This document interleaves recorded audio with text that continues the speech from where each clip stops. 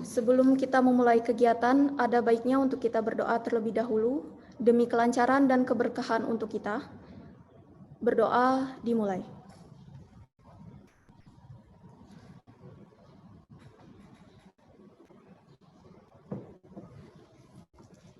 Berdoa selesai.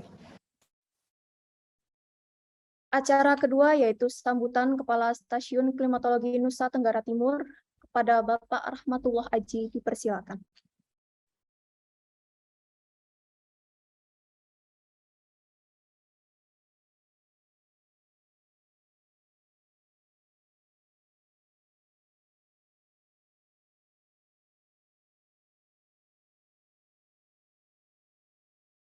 Ya, sedianya Pak Kepala Balai Meteorologi Klimatologi Geofisika, Bapak Cahyo Nugroho, rencananya berkenan hadir, namun karena tadi diinformasikan ada kegiatan yang mendesak dan mungkin nanti kalau ada ada waktu dan berkesempatan beliau akan hadir begitu. Hadir, Pak.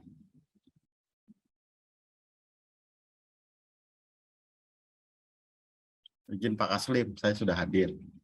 Oh, maaf Pak, Pak Kabal sudah masuk. Mohon maaf Pak Kabal. Terima kasih Pak Kabal atas waktunya telah hadir. Kami mulai saja. Yang terhormat Kepala Balai Wilayah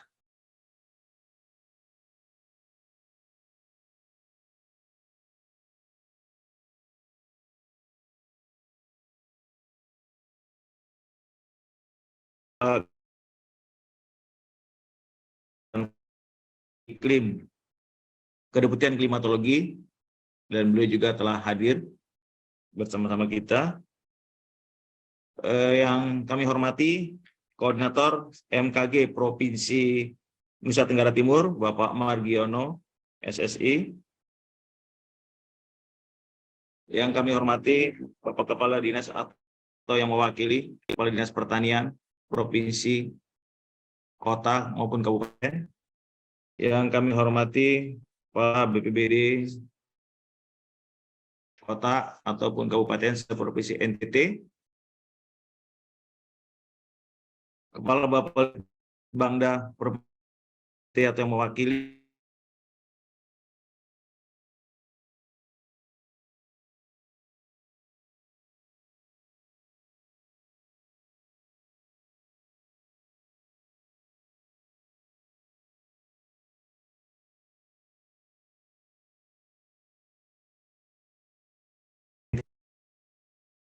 atau yang mewakili, yang kami hormati Kepala Dinas Kesehatan Kota Kupang atau yang mewakili, Kepala Dinas Kelautan dan Perikanan Kota Kupang atau yang mewakili, Kepala Balai Wilayah Sungai Nusa Tenggara II atau yang mewakili, dan juga rekan-rekan Kepala KUPT Meteorologi Klimatologi Geofisika Provinsi Nusa Tenggara Timur, dan juga para staf. Kemudian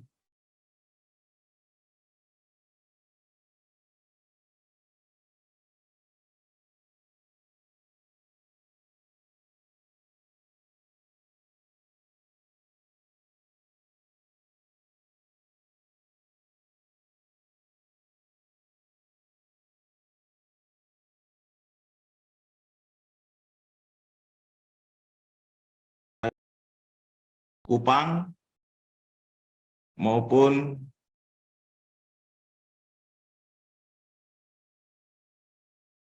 dari beberapa lembaga penyiaran yang turut hadir. Kemudian para stakeholder, masyarakat, dan juga mungkin yang tidak dapat kami sebutkan satu persatu begitu. Bapak Ibu sekalian, mari bersama-sama kita panjatkan puji syukur kehadirat Allah Tuhan Yang Maha Kuasa atas rahmat karunia-Nya sehingga pada pagi hari ini kita dapat hadir walaupun melalui virtual Semoga ini tidak mengurangi makna, maksud, dan tujuan kita dalam menyelenggarakan kegiatan ini. Dan juga dalam kesempatan ini pula kami mohon maaf jika masih ada yang kurang begitu, terutama tadi di awal ada kendala teknis sehingga kita tidak tepat waktu gitu, agak mundur dari jadwal yang sudah kita tetapkan gitu. Bapak Ibu sekalian, Bapak Kepala Balai yang kami hormati, mohon maaf, cek suara kami sudah diterima dengan baik suara kami ya? Mohon Sudah, infonya. Pak. Halo 123 321. Sudah Pak, kedengaran. Sudah jelas ya? Jelas, Pak. Jelas Pak. Oh ya, baik, terima kasih. Ya beginilah resikonya kalau melalui Zoom ya. Jadi agak-agak terkendala begitu. Bapak Ibu, kegiatan rilis perakiraan musim merupakan kegiatan rutin yang biasa kita sampaikan tidak hanya di Provinsi NTT saja, tapi memang secara nasional Stasiun Klimatologi di bawah Kedeputian Klimatologi itu rutin menyampaikan kegiatan seperti ini setahun 2 kali, itu perakiraan musim hujan maupun perakiraan musim kemarau begitu. Nah, dalam kegiatan ini terima kasih kami sudah telah mengundang dari berbagai pihak untuk bisa hadir mengikuti kegiatan ini. Harapan kami adalah informasi yang kami rilis ini dapat diteruskan kepada masyarakat luas begitu, agar apa yang kami sampaikan bisa menjadi pegangan atau tuntunan di dalam melakukan kegiatan baik usaha taninya maupun kegiatan-kegiatan lainnya begitu. Bapak Ibu sekalian, dalam kesempatan ini pula kami ingin mengucapkan terima kasih yang sebesar-besar pada stakeholder kami, khususnya pemerintah kabupaten kota, juga melalui dinas-dinas dan juga jajaran di bawahnya, di mana kami sangat dibantu begitu terkait dengan dukungan kami dalam memelihara peralatan pos hujan maupun pos iklim begitu, sehingga data yang kami terima ini dapat kami gunakan, kami manfaatkan, kami olah untuk menjadi sebuah informasi yang tentunya informasi ini akan kami share, akan kami sampaikan kepada stakeholder maupun masyarakat dengan harapan informasi ini bisa digunakan seperti itu. Dan juga tidak lupa kami juga mengucapkan terima kasih kepada lembaga penyiaran RRI baik di Kupang maupun di kabupaten lain seperti di Rote, Atambua, dan juga kabupaten-kabupaten lain terkait dengan diseminasi informasi kami begitu, sehingga informasi yang sudah kami buat, kami produksi dapat tersampaikan ke masyarakat. Dan juga informasi ini didiseminasikan tidak hanya melalui radio, tapi juga melalui media sosial begitu yang kami miliki, WA, Instagram maupun grup-grup WA lainnya. Ya. Bapak Ibu, mungkin kami tidak berpanjang kata begitu untuk menyampaikan sambutan ini, tapi setidaknya kami ucapan permohonan terima kasih kami yang sebesar-besarnya kepada stakeholder yang selama ini memberikan support dan dukungan sehingga data-data yang kami dapatkan dapat kami terima dengan tepat waktu, secara periodik, bahkan di masa-masa tertentu ketika terjadi kondisi cuaca ekstrim. Kami juga disupport, didukung datanya begitu. Mungkin ini yang bisa kami sampaikan. kami ucapkan terima kasih sebelumnya atas berkenannya Bapak Ibu sekalian untuk hadir di kegiatan Zoom meeting ini. Mungkin itu, kurang lebihnya mohon maaf. Assalamualaikum warahmatullahi wabarakatuh.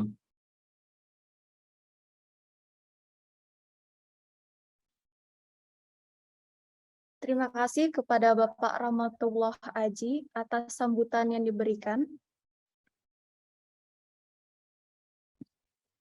Selamat pagi kami ucapkan kepada Kepala Balai Besar Meteorologi, Klimatologi, dan Geofisika Wilayah 3 yang telah berkenan bergabung pada acara pagi hari ini. Mohon izin Bapak untuk berkenan memberikan sambutan serta arahan di acara pada pagi hari ini.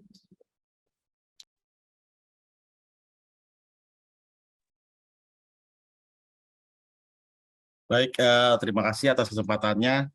Assalamualaikum warahmatullahi wabarakatuh. Salam, selamat pagi menjelang siang. Pada hari ini BMKG khususnya Stasiun Klimatologi NTT akan melaksanakan press release terkait akan segera datangnya musim penghujan untuk wilayah Nusa Tenggara Timur. Harapan kami, informasi yang kami berikan dapat berguna bagi Bapak Ibu pengguna di segala sektor, sehingga press release yang kami keluarkan pada hari ini bisa dijadikan panduan ataupun acuan untuk melakukan tindakan-tindakan preventif yang bisa dilakukan oleh Bapak Ibu sekalian terkait perakiraan kami terkait kemungkinan kejadian musim penghujan di waktu yang akan datang. Mudah-mudahan press release yang dilaksanakan oleh Stasiun Klimatologi Nusa Tenggara Timur ini bisa berguna dan bermanfaat bagi seluruh masyarakat di Nusa Tenggara Timur. Mungkin itu yang bisa saya sampaikan. Terima kasih. Assalamualaikum warahmatullahi wabarakatuh. Salam, selamat pagi menjelang siang. Waalaikumsalam. Waalaikumsalam. Selamat pagi. Terima kasih kepada Bapak Cahyo Nugroho yang telah menyempatkan hadir di tengah kesibukan Bapak dan berkenan bergabung memberikan sambutan pada acara pagi hari ini. Menginjak ke acara selanjutnya yaitu sambutan dan arahan dari Koordinator Bidang Analisis dan Variabilitas Iklim kepada Bapak Supari, dipersilakan. Baik, terima kasih Bu MC. Selamat pagi. Yang saya hormati Bapak Kepala Balai Meteorologi, Klimatologi, dan Geofisika Wilayah 3, Pak Cahyo. Yang saya hormati Bapak Ibu Kepala UPT BMKG se-Nusa Tenggara Timur. Yang saya hormati Bapak Ibu Kepala Dinas Pertanian dan Ketahanan Pangan Provinsi NTT dan Kabupaten se-NTT. Dan ada Kepala BPPD Provinsi dan juga Kabupaten se-Nusa Tenggara Timur. Bapak Ibu Kepala BPS, teman-teman dari akademik, media, LSM, dan semua undangan yang mungkin tidak bisa kami sebutkan satu persatu. Bismillahirrahmanirrahim. Selamat pagi. Assalamualaikum warahmatullahi wabarakatuh. Perkenalkan saya dari Pusat Informasi Perubahan Iklim BMKG Pusat, khususnya dari bidang analisis variabilitas iklim. Sedikit memberikan pengantar terkait dengan kegiatan kita hari ini, yaitu kegiatan press release perakiraan musim hujan 2022-2023, khususnya di wilayah Nusa Tenggara Timur.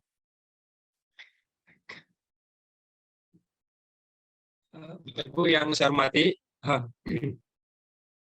ada pesan khusus kami dari pusat terkait dengan informasi perakiraan musim yang seperti disampaikan oleh Pak Kaslim tadi, sebetulnya secara reguler kita sudah terbitkan gitu. Kalau kita merujuk kepada terbitan-terbitan publikasi ilmiah, itu menunjukkan bahwa jumlah hujan tahunan di dunia ini secara global itu mengalami perubahan dari tahun ke tahun. Ini misalnya kalau kita melihat di Indonesia ini ada kecenderungan sebagian daerah meningkat dan sebagian daerah berkurang. Dan ini juga terkonfirmasi dari data menggunakan data stasiun BMKG seluruh Indonesia, bahwa di belahan utara Indonesia ini, bagian utara misalnya di daerah di utaranya garis ekuator, itu kecenderungannya meningkat. Ini di sini juga tergambar nih sebagian Sumatera, sebagian Kalimantan. Sementara di selatan, terutama di wilayah Jawa itu berkurang. Nusa Tenggara termasuk yang mengalami bagian curah hujan tahunannya meningkat, kecenderungan meningkat dari tahun ke tahun. Nah, perubahan dari jumlah curah hujan ini secara ilmiah dikaitkan dengan adanya global warming atau pemanasan global. Bapak Ibu yang saya hormati, isu perubahan iklim itu ilmuwan mengingatkan kita bahwa titik kritis yang pertama yang mungkin akan segera kita hadapi adalah ketika pemanasan global mencapai 1,5 derajat Celcius. Seberapa dekat kita dengan titik kritis itu diperkirakan itu akan datang antara tahun 2030 dan 2040. Jadi kita sekarang sudah di angka 1,2, sekitar 1,2, 1,1. Rilis terbaru dari Badan Meteorologi Dunia tahun 2021 itu kita ada di angka 1,1 pemanasan global karena faktor La Nina yang sedikit menurun. Namun di tahun 2019-2020 itu sempat sangat tinggi karena El Nino. Tapi kecenderungan kita sedang menuju ke arah 1,5 di setelah tahun 2030. Apa yang akan terjadi kalau bumi ini memanas sampai 1,5 derajat? Mungkin bagi kita itu tidak terlalu terasa karena kita di wilayah tropis terbiasa dengan suhu yang panas. Tapi makhluk hidup yang lain tidak seperti kita mungkin. Dan beberapa kajian menunjukkan mungkin akan ada reduksi produk pertanian, kemudian meningkatnya permukaan laut, kemudian penurunan ekosistem laut. Ini semua akan berimbas kepada kita di kehidupan manusia. Bapak Ibu yang saya hormati, kalau kita merujuk kepada kejadian-kejadian El Nino di beberapa tahun terakhir, ini adalah indeks yang saya kutip dari webnya NOAA yang menceritakan kapan tahun El Nino, kapan tahun La Nina. Jadi kalau biru ini adalah El Nino, biru ini adalah La Nina, merah-merah ini adalah tahun El Nino. Dan dalam 13 tahun terakhir, hanya sekali saja kita mengalami tahun yang netral sepanjang tahun, dari Januari sampai Desember. Selebihnya selalu di semester pertama, ataukah semester kedua, ataukah sepanjang tahun terjadi El Nino atau La Nina. Sehingga sebetulnya kita sekarang sedang menghadapi tahun-tahun yang justru didominasi oleh kondisi ekstrim. Maka dari itu, kepada stakeholder, sektor-sektor yang terkait dengan iklim, pesan yang timbul dari data-data itu sangat jelas bahwa kita sering menghadapi tahun-tahun ekstrim, sehingga kebijakan-kebijakan sektoral haruslah sekarang itu disusun dalam perspektif kondisi ekstrim. Karena kita jarang menemui kondisi normal sekarang.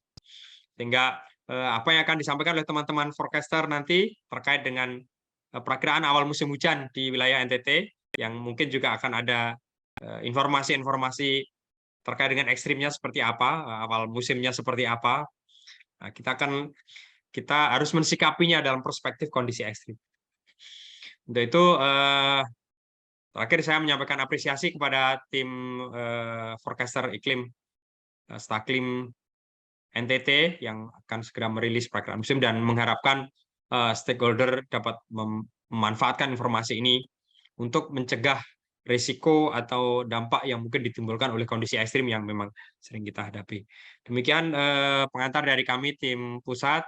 Saya kembalikan kepada Ibu Moderator. Terima kasih. Selamat pagi. Assalamualaikum.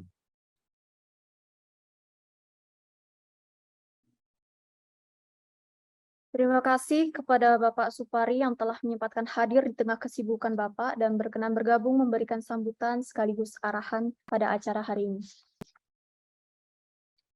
Bapak Ibu partisipan, telah sampailah kita pada acara inti, yaitu paparan perakiraan awal musim hujan Provinsi Nusa Tenggara Timur tahun 2022-2023, yang pada kesempatan kali ini akan disampaikan oleh Climate Forecaster Stasiun Klimatologi Nusa Tenggara Timur, Muhammad Indra Bendi. Untuk mempersingkat waktu, selanjutnya akan dipandu oleh Koordinator Observasi dan Informasi Stasiun Klimatologi Nusa Tenggara Timur, kepada Ibu Vera Adrianita, dipersilakan.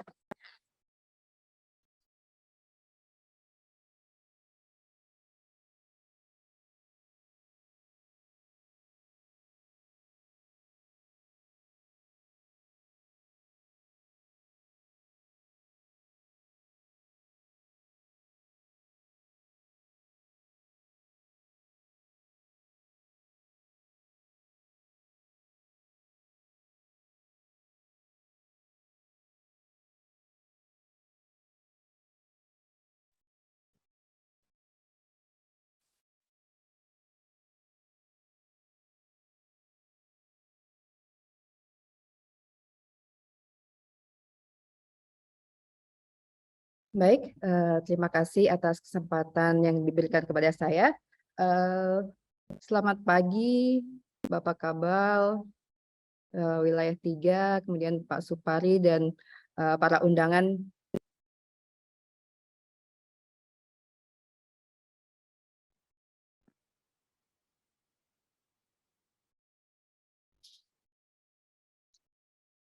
Oke, maaf tadi ada kendala teknis.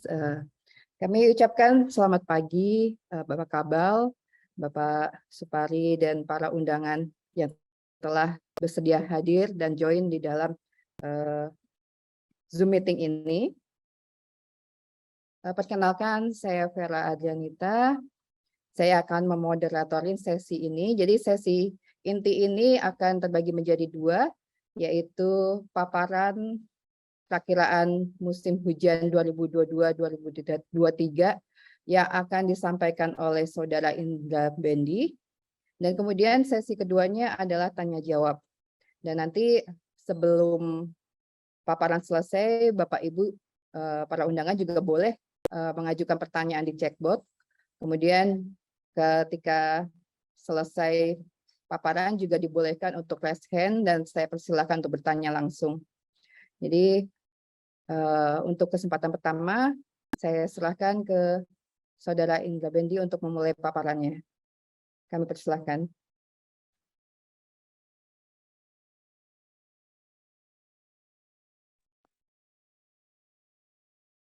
Selamat pagi, tamu undangan semua yang kami hormati. Mungkin saya langsung saja ya.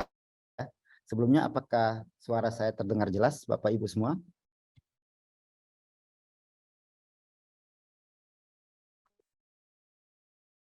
Cek.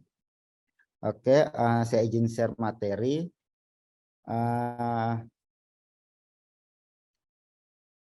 Izin Bapak Ibu, apakah sudah terlihat tampilan materinya Bapak Ibu? PowerPoint-nya?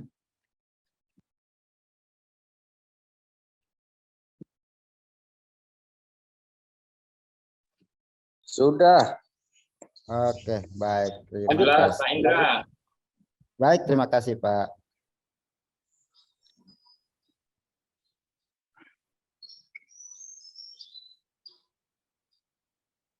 Bentar Pak ya.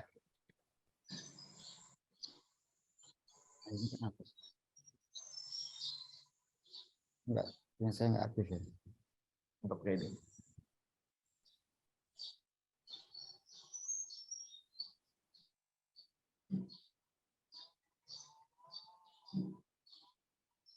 Oke, baik. Mohon maaf tadi ada sedikit kendala.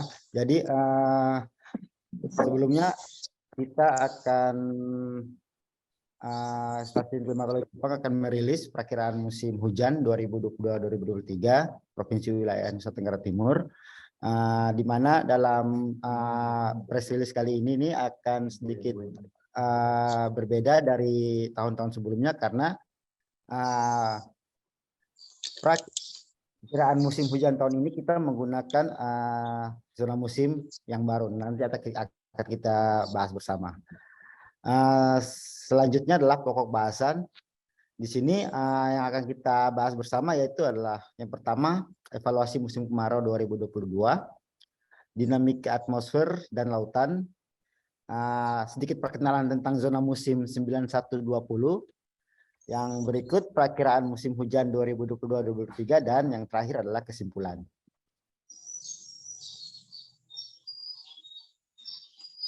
Lanjut.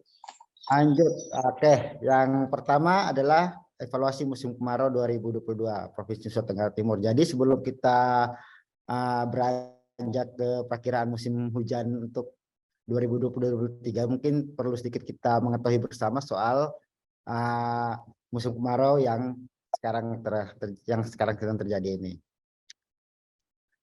Oke, yang pertama adalah analisis awal musim kemarau 2022. Di sini Bapak Ibu dapat lihat di sebelah kanan saya adalah ada peta, di mana itu adalah peta analisis awal musim kemarau yang diupdate dasarian 2 Agustus kemarin. Nah, di sini dapat kita lihat bahwa di presentasinya itu di bulan Maret itu sebanyak 22%, di bulan April 70%, di bulan Mei dan Juli sebanyak 4% yang masuk musim kemarau pada tahun 2022. Kita lanjut. Perbandingan terhadap normalnya. Nah, di sini juga Bapak Ibu dapat melihat tampilan informasi peta di sebelah kiri dan keterangan dan grafik di sebelah kanan, yaitu di mana maju dari normalnya itu sebanyak 17%, sama dengan normalnya sebanyak 31% dan mundur sebanyak 52%. Gitu. Kita lanjut ke verifikasi awal musim kemarau, di mana verifikasi awal musim kemarau yang dikeluarkan oleh Stasiun Klimatologi Nusa Tenggara Timur itu sebesar 78% itu sesuai dengan perakiraan dan 22% tidak sesuai. Oke, kita lanjut ke dinamika atmosfer dan lautan. Jadi dalam memperkirakan iklim juga kita perlu melihat aspek keterkaitan antara dinamika antara atmosfer dan lautan. Yang pertama, kita lihat analisis anomali suhu muka laut yang diupdate atau terbaru di dasarian 1 September atau tanggal 1 sampai tanggal 10 September kemarin. Di sini dapat kita lihat bahwa anomali SST wilayah Nino 34 ini atau di wilayah yang bentar saya mungkin bisa terlihat kursor saya Bapak Ibu. Kalau tidak bisa terlihat mungkin bisa dilihat bahwa anomali di SST 3 Nino 34 atau sekitar Samudra Pasifik itu yang berwarna biru itu menunjukkan La Nina moderat, dan di Samudra Hindia yang di sebelah kiri dari tampilan Bapak Ibu itu menunjukkan Indian Ocean Dipole negatif pada dasarnya 1 September, di mana indeks Nino 34 itu minus 1,07 yang artinya menunjukkan kondisi La Nina moderat. Yang berikut di Samudra Hindia anomali SST bagian barat dalam kondisi dingin atau anomali negatif di bagian timur, dan kondisi hangat anomali positif, di mana indeks dipole mode itu adalah sebesar minus 1,01. Kita lanjut. Yang berikut adalah prediksi anomali spasial suhu muka laut. Nah, di mana dapat kita lihat bahwa anomali SST Nino 34 itu yang garis lingkaran merah itu dia menunjukkan kondisi dingin pada Oktober 2022 hingga Januari 2023. Namun kemudian dia melemah pada Februari hingga Maret 2023. Jadi yang suhu dingin di bagian Samudra Pasifik itu makin ke bulan tahun depan Februari Maret dia makin berkurang, sehingga menyebabkan wilayah Indonesia tidak terjadi musim hujan lagi. Yang kemudian adalah berikut wilayah Samudra Hindia bagian timur diprediksi dalam kondisi hangat hingga pada Oktober 2022. Halo, tes. Oke, untuk anomali negatif melemah pada Februari 2023. Jadi suhu muka laut di wilayah Samudra Hindia itu mengalami pelemahan pada Februari hingga Maret 2023. Kita lanjut. Analisis dan prediksi El Nino Short-Term Oscillation atau ENSO dan Indian Ocean Dipole Mode. Kita lihat bahwa pada gambar sebelah kiri dan sebelah kanan Bapak Ibu tuh di situ indeks ENSO atau El Nino Short-Term Oscillation pada September 2022 menunjukkan kondisi La Nina moderat. Dalam hal ini BMKG memperkirakan kondisi La Nina akan berlangsung pada periode September, Oktober, November 2022, kemudian berangsur lemah menuju ke netral. Yang berikut kita lihat di sebelah kanan dari monitor atau tampilan layar Bapak Ibu semua. Di situ ada indeks IOD bulan Agustus sebesar min 1,01 menunjukkan IOD negatif. Di sini BMKG memperkirakan kondisi IOD negatif berpotensi terus terjadi hingga Januari 2023. Kita lanjut. Yang berikut adalah prediksi angin lapisan 450 milibar di mana untuk bulan Oktober, November, dan Desember itu pada bulan Oktober monsun Australia diprediksi aktif dan mendominasi hampir seluruh wilayah Indonesia. Lalu pada bulan November 2022 monsun Asia mulai masuk ke wilayah Indonesia.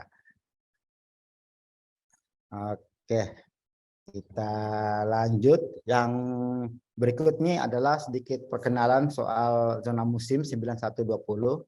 Di sini juga dalam kesempatan ini juga saya merasa terima kasih dan merasa suatu kehormatan buat saya karena dapat menjelaskan ke Bapak Ibu semua secara perdana dalam penggunaan zona musim 9120 yang akan dipakai untuk perakiraan musim ke depannya.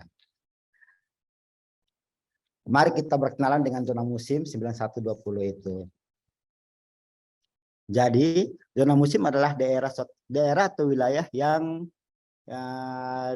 dibedakan berdasarkan pola curah hujan klimatologi rata-rata 30 tahun atau setidaknya memiliki satu musim. Dalam hal ini musim hujan sepanjang tahun atau sebaliknya musim kemarau sepanjang tahun. Nah, dari definisi ini mungkin dapat saya lebih memperringkas lagi. Jadi zona musim itu adalah satu wilayah yang memiliki pola curah hujan klimatologinya selama 30 tahun itu, dan dia memiliki satu musim sepanjang tahun ataupun bisa dua musim atau musim hujan sepanjang tahun atau musim kemarau sepanjang tahun. Jadi dalam satu wilayah itu pola curah hujannya berdasarkan data klimatologinya itu sama, sehingga kita menjadikan dia satu klaster atau pengelompokan untuk pola hujan yang sama itu. Berdasarkan normal curah hujan periode 9120, wilayah Indonesia keseluruhan memiliki 699 zona musim yang secara umum terbagi menjadi tipe-tipe zona musim. Jadi perlu diketahui bahwa Bapak Ibu, jadi untuk zona musim sebelumnya, zona musim 8110 itu ada yang namanya dikenal dengan daerah zona musim dan daerah non atau bukan zona musim. Nah, namun untuk zona musim 9120 ini itu dikenal dengan menjadi tipe-tipe zona musim. Tipe-tipe pertama yaitu tipe monsunal, adalah zona musim memiliki pola hujan tahunan dengan satu periode hujan tertinggi dan satu periode hujan terendah. Nah, di sini yang NTT itu masuk dalam tipe zona musim monsunal 2 yang saya tandain merah itu karena mempunyai dua musim, yaitu musim kemarau dan musim hujan. Namun ada beberapa juga tipe-tipe zona musim, Bapak Ibu dapat lihat di tampilan layar dan nanti juga ada di buletin yang akan kami rilis. Di situ ada beberapa tipe zona monsunal, ekuatorial, di mana ada ekuatorial itu memiliki satu musim hujan sepanjang tahun dan ada juga memiliki musim kemarau, 4 musim, yaitu 2 periode musim kemarau dan 2 periode musim hujan. Ada juga yang terakhir yaitu tipe lokal. Nah, di sini Bapak Ibu dapat lihat bahwa tipe lokal ini ada juga sama yang mempunyai hujan sepanjang tahun dan kemarau sepanjang tahun, namun lebih didominasi oleh faktor lokal. Oke, kita masuk ke pembahasan. Oh, di sini saya ingin menjelaskan Bapak Ibu perbedaan zona musim yang lama yang sebelumnya kita pakai, zona musim 8120 dengan zona musim 91.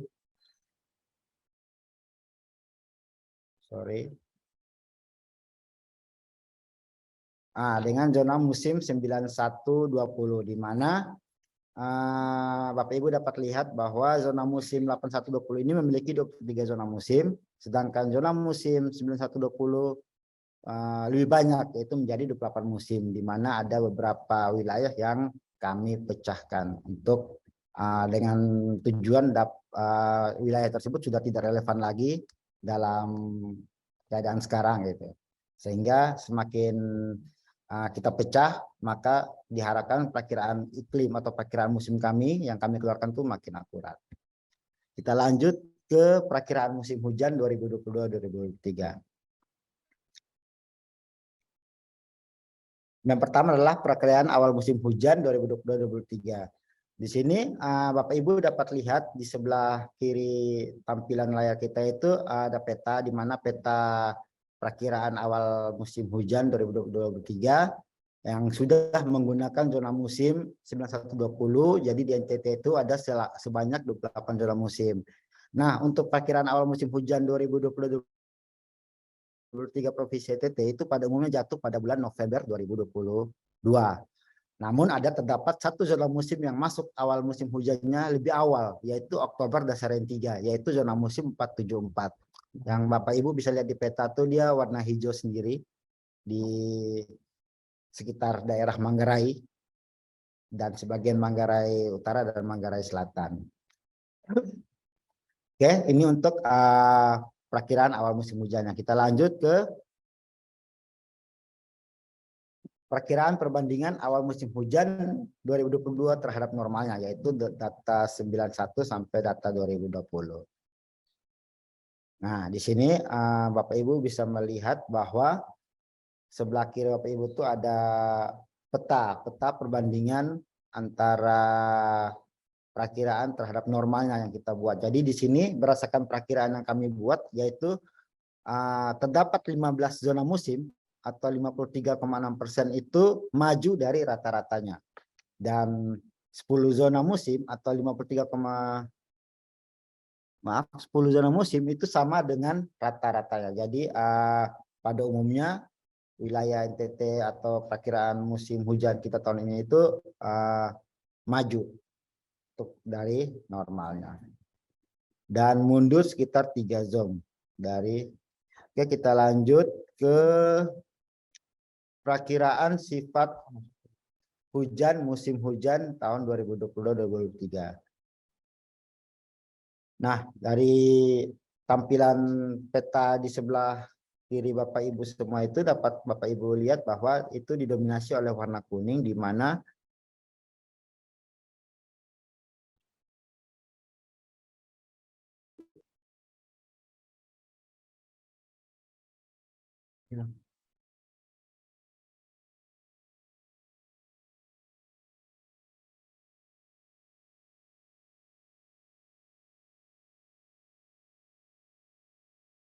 perakiraan sifat musim hujan dari Bapak Ibu dapat melihat dari tampilan peta tersebut itu didominasi oleh warna kuning, di mana itu artinya normal.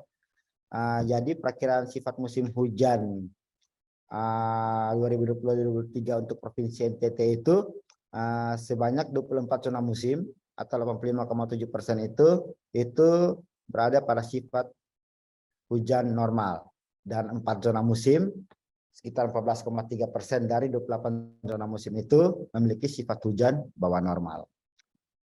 Kita lanjut ke perkiraan puncak musim hujan tahun 2022-2023. Nah, Bapak Ibu dapat lihat tampilan peta yang sudah muncul. Itu dari situ kita lihat bahwa wilayah Nusa Tenggara Timur keseluruhannya itu mengalami puncak musim hujan di bulan Januari 2023. Oke, kita lanjut ke kesimpulan. Jadi kesimpulan yang pertama itu adalah indeks ENSO bulan September menunjukkan kondisi La Nina lemah, La Nina moderat, berpotensi terus hingga berlangsung pada akhir tahun 2022. Indeks IOD bulan September menunjukkan IOD negatif dan BMKG memperkirakan IOD akan cenderung negatif hingga akhir tahun 2022. Untuk awal musim hujan 2022-2023 Provinsi Nusa Tenggara Timur umumnya diperkirakan pada bulan November 2022. Yang berikut adalah jika dibandingkan terhadap rata-rata selama 30 tahun, yaitu tahun 91 sampai tahun 2020, awal musim hujan 2022-2023 Provinsi Nusa Tenggara Timur diperkirakan maju dari rata-ratanya. Yang berikut adalah sifat hujan pada periode musim hujan 2022-2023 Provinsi Nusa Tenggara Timur diperkirakan adalah normal. Dan yang terakhir adalah puncak musim hujan 2022-2023 Provinsi Nusa Tenggara Timur diperkirakan pada bulan Januari 2023. Demikian yang dapat kami sampaikan terkait press release perakiraan musim hujan 2022-2023 Provinsi Nusa Tenggara Timur. Lebih kurangnya kami mohon maaf. Saya kembalikan ke Ibu moderator. Silakan Ibu. Baik, terima kasih atas paparannya kepada Saudara Indra. Untuk para undangan diperbolehkan untuk bertanya melalui chat box atau raise hand. Saya persilahkan. Atau mungkin saya simpulkan terlebih dahulu. Jadi tadi di paparan tersebut menyatakan bahwa untuk wilayah NTT ini akan masuk musim hujan pada bulan November pada umumnya. Kemudian jika dibandingkan dengan normalnya, maksudnya normal tahun periode 91 hingga 2020 itu, bahwa kita akan diperkirakan musim hujan itu akan maju daripada normalnya. Kemudian sifat hujannya itu juga sama dengan normalnya dan puncaknya ada di bulan Januari. Dengan mempertimbangkan kondisi-kondisi atmosfer dan lautan seperti kondisi La Nina yang saat ini sedang moderat, kemudian diperkirakan akan menuju netral di akhir tahun, dan EOD tetap akan negatif, dan monsun juga akan masuk mulai bulan November. Mungkin kami persilahkan untuk para peserta untuk bertanya.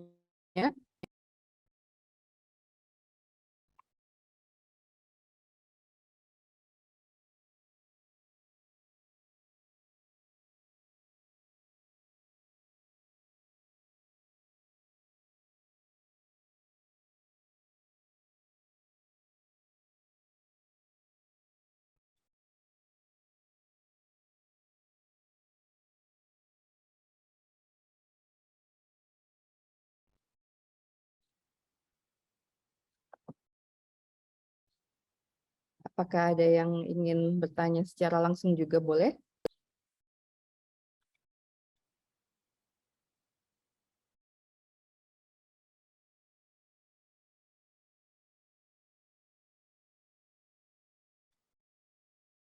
Izin, El Tarik.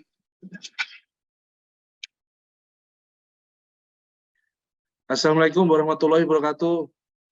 Nyalain suara. Agung Stamet El Tarik. Baik Pak, kami persilahkan Pak Agung. Oke, yang kami hormati Pak Staklim dan serius-serius itu Pak Staklim itu. Assalamualaikum warahmatullahi wabarakatuh. Sedikit saya nggak bertanya, cuma saran saja. Ya, dari hasil kemarin kami mengadakan kemarin kolaborasi dan sinergitas diseminasi bagi Altari, banyak masyarakat itu menanyakan apa puncak musim kemarau dan musim hujan. Jadi rilisnya ini bisa dikemas lah, bisa semacam satu lembaran itu atau gimana lah. Jadi untuk masyarakat lebih mengerti semua, saya yakin tidak seluruh masyarakat bisa ikut semua, apalagi wartawan ya hari ini ya. Kalau boleh usulan dan saran semacam selebaran resmi mengeluarkan ini loh, rilis Staklim. Seperti kalau Staklim ngeluarin apa itu? Yang perakiraan perakiraan musim atau apa yang 2 lembar, 3 lembar tuh. Ya, nanti kita bantu juga dari Stamet rilis ke user-user di daerah-daerah. Ya, jadi Stamet Altari sangat membantu sekali ya untuk perakiraan musim itu teman-teman terutama forecaster ya. Ya, jadi kalau ada dasarnya acuan itu kita istilah bulan nendang bulannya enak golnya itu. Terima kasih. Monggo Pak Haji. Jangan senyum-senyum aja itu. Baik, terima kasih Pak Agung. Mungkin Pak Haji atau Indra akan menanggapi. Silakan. Terima kasih Pak Agung, saran masukannya memang bagus banget ya. Betul, seperti yang Pak Agung sampaikan, kita juga sudah menyiapkan press release untuk apa namanya, semacam fact sheet perakiraan musim. Nanti kita akan share di kolom chat ini. Mudah-mudahan teman-teman yang hadir di sini juga bisa men-share ke yang lainnya begitu, karena memang apa yang disampaikan oleh Pak Kasmet, Pak Agung itu semacam ikhtisarnya atau resume dari buku perakiraan musim yang kita sampaikan begitu, supaya memang harapannya masyarakat nggak perlu lagi baca ribet atau apa begitu, tapi dengan melihat satu lembar itu sudah bisa tergambar perakiraan musim ke depannya seperti apa di wilayah NTT. Terima kasih Pak Agung masukannya.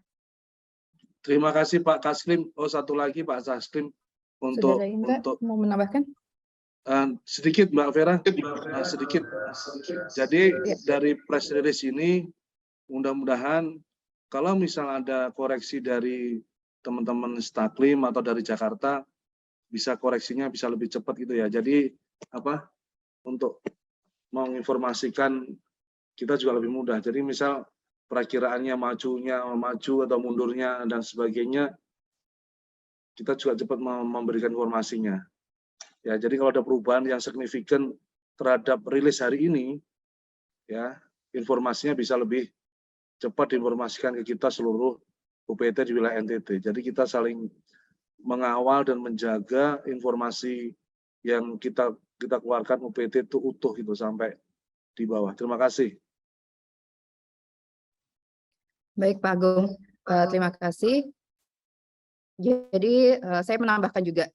Jadi untuk seperti yang disampaikan tadi oleh Pak Aji, bahwa nanti kita akan men-share juga fact sheet press release ini, ada beberapa lembar.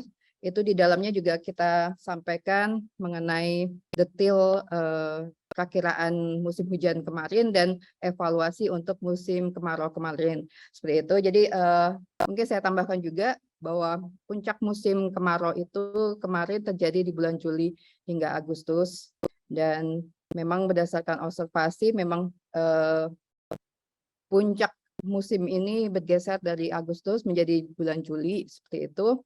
Kemudian untuk updating informasi, jadi perakiraan musim ini kita keluarkan setiap 6 bulan, dan kemudian kita perinci juga untuk misalkan ada perubahan-perubahan terkait kondisi dinamika atmosfer dan lautannya sehingga mempengaruhi curah hujan juga, nanti kita update-nya juga dalam bentuk perakiraan hujan bulanan. Jadi yang jangka panjangnya itu di perakiraan musim, kemudian kita lebih detailkan di perakiraan hujan bulanan. Itu sebagai updating untuk perakiraan musimnya. Mungkin itu. Terima kasih Mbak Vera.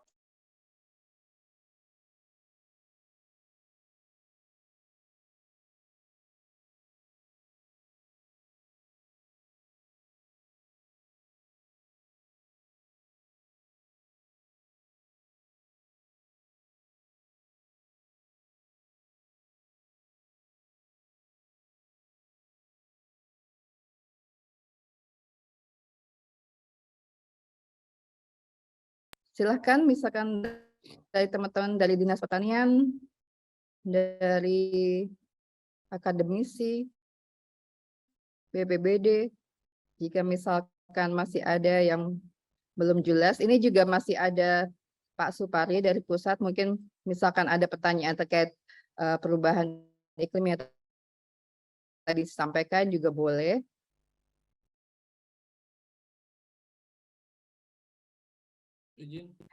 Dari Bank Indonesia juga ada.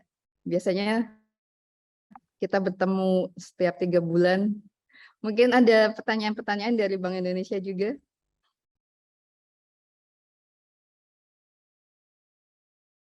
Izin dari Stamet Komodo.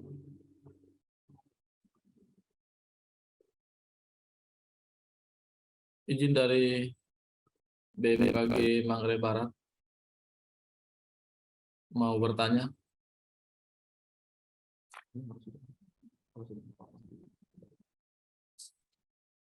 Kecil Sti, suaranya Sti. Kecil ya? Iya. Sudah jelas suaranya? Sip. Oke. Baik, terima kasih. Apakah masih ada siang. pertanyaan atau tanggapan atau masukan kepada kami persilahkan sebelum mungkin akan kami tutup jika memang tidak ada pertanyaan atau masukan lagi? Izin mau bertanya dari Stamet Komodo Manggarai Barat. Nanti mengenai bahan materi, kemudian buletinnya, dan kami share.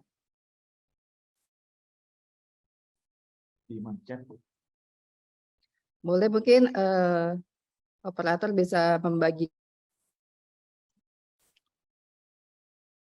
di chat box Mbak juga. Vera, izin Mbak Vera. Mbak Vera. Ada 2 orang yang present, kami persilakan untuk Ibu Maria Gabriela. Ibu, kami persilakan, Bu.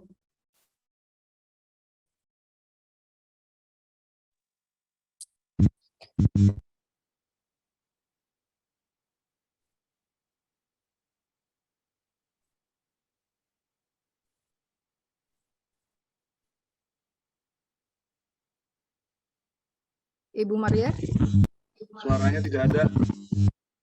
suaranya belum terdengar.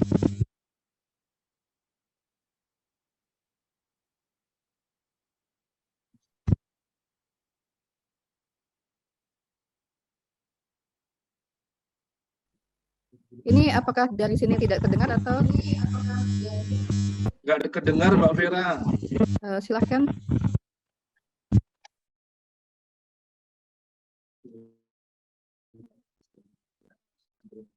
Masih mute di Bu Marianya, masih mute tuh. Ibu Maria, maaf, belum terdengar suaranya.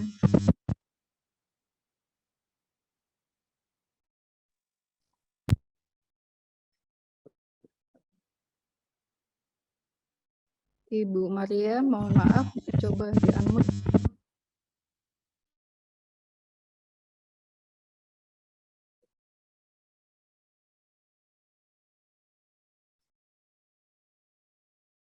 Mohon maaf, Ibu, mungkin ini tidak terdengar jelas. Mungkin Ibu bisa tuliskan di chat box terlebih dahulu, sambil kita menunggu apakah nanti bisa terdengar.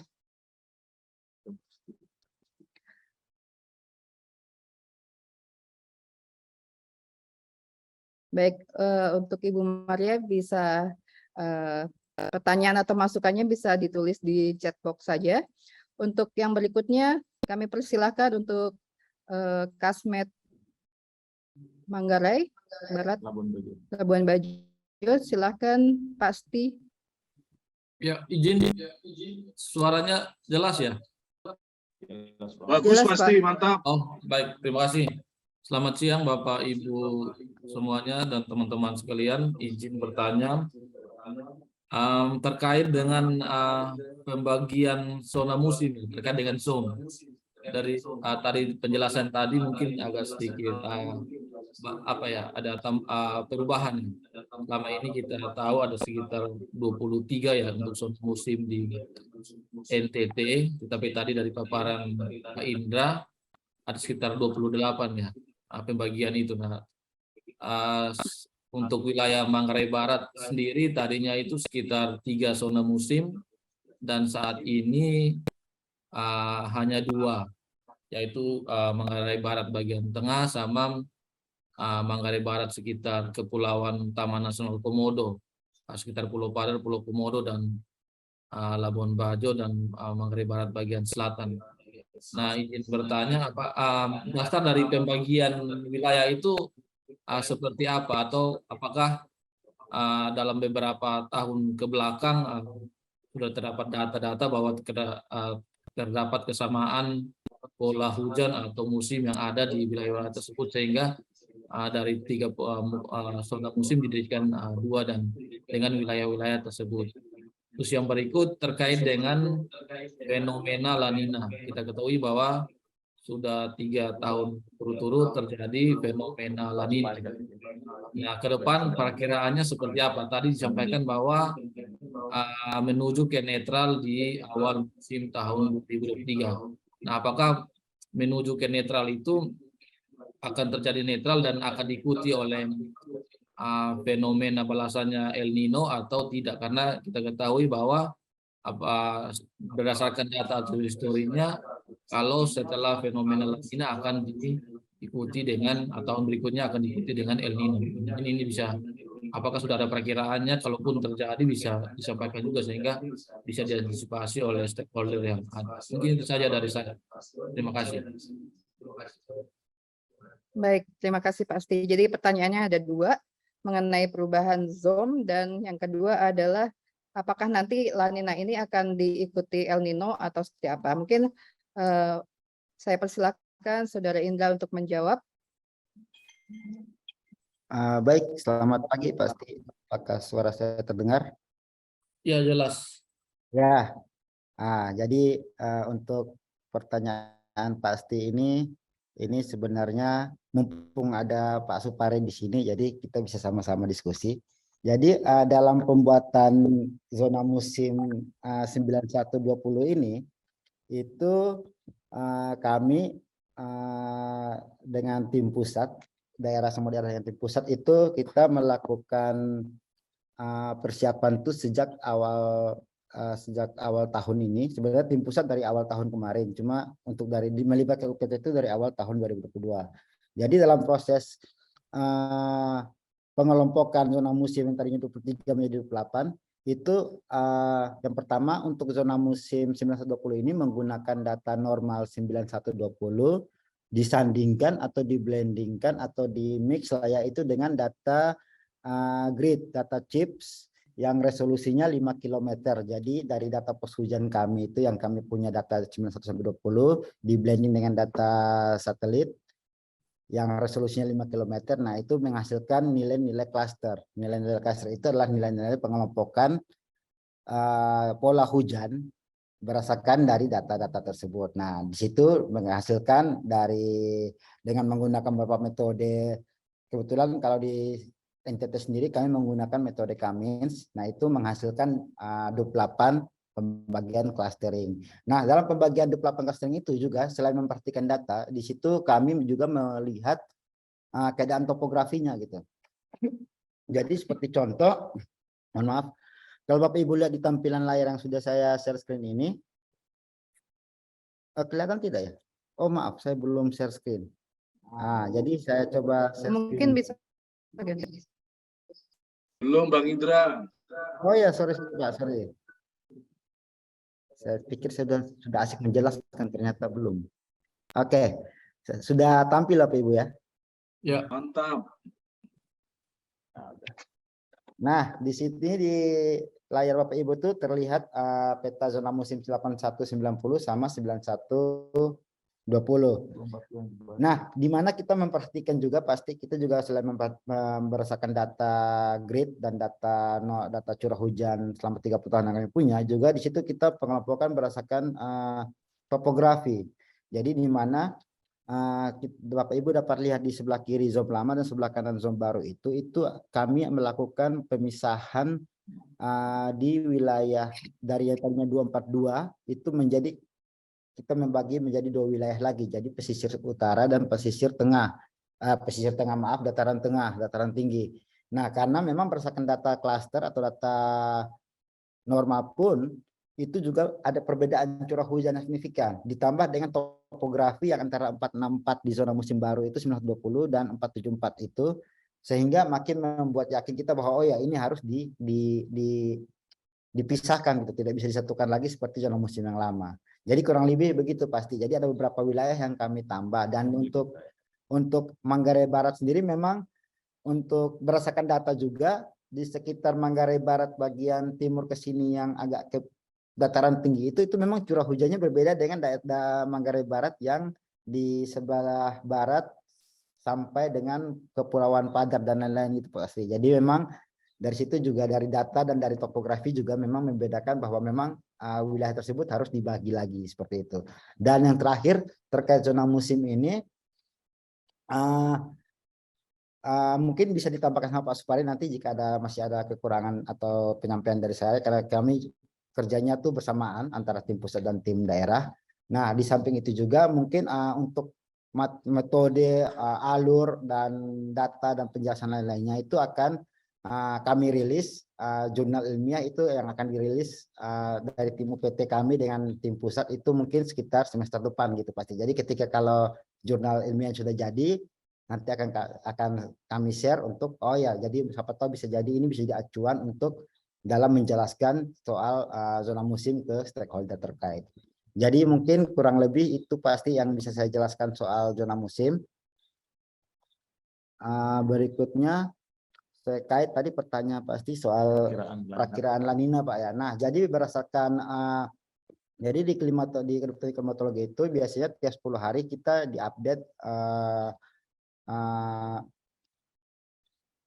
dinamika atmosfer lautan. Nah, di situ saat ini yang masih terpantau saat ini yaitu masih dengan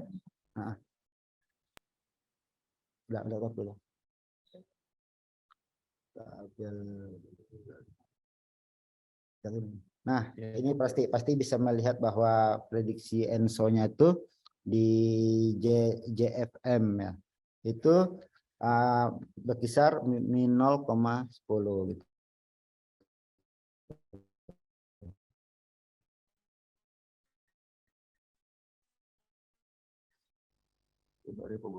Ya, belum terlihat bahwa karena dari indeksnya saja masih menunjukkan belum nampak lah ya, masih belum terlihat soal terkait nanti akan adanya El Nino itu sendiri.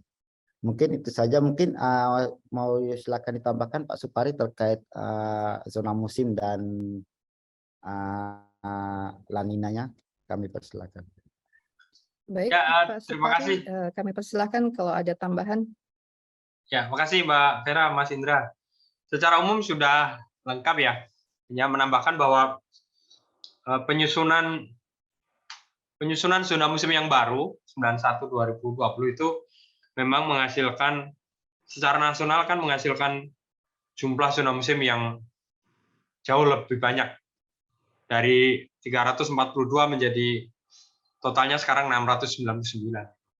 Faktor utama yang menjadi penyebab mengapa begitu banyak sekarang adalah sebetulnya mungkin tidak terkait dengan perubahan iklim, mungkin. Tapi faktor utamanya sebenarnya karena satu, sekarang kita menggunakan data grid untuk melakukan clustering, sehingga setiap lokasi itu ada datanya. Kalau dulu kan kita karena keterbatasan data, kita hanya menggunakan data stasiun atau data pos hujan. Nah, sekarang data pos hujan itu dilakukan grading dengan tambahan data dari satelit, sehingga kemudian setiap lokasi itu ada datanya, sehingga variabilitas secara spasial itu menjadi lebih teridentifikasi sekarang dibandingkan dulu. Kalau dulu ditebak dengan data pos terdekat, variasinya di situ seperti apa. Kalau sekarang di setiap lokasi ada. Yang kedua, mungkin adalah metode. Sekarang kita menggunakan metode yang lebih kompleks, metode clusteringnya, dan itu dilakukan setelah melakukan uji coba dengan berbagai metode. Semuanya dicoba. Kita mengundang akademisi di tingkat nasional di FGD itu ahli statistik Dr. Sutikno dari ITS dan Dr. Bagus dari IPB.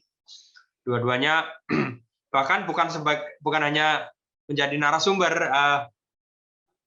ahli-ahli statistik itu dari jurusan statistik kampus itu kita berikan data untuk dicoba. Jadi kayak ya dalam tanda kutip dikasih trial gitu.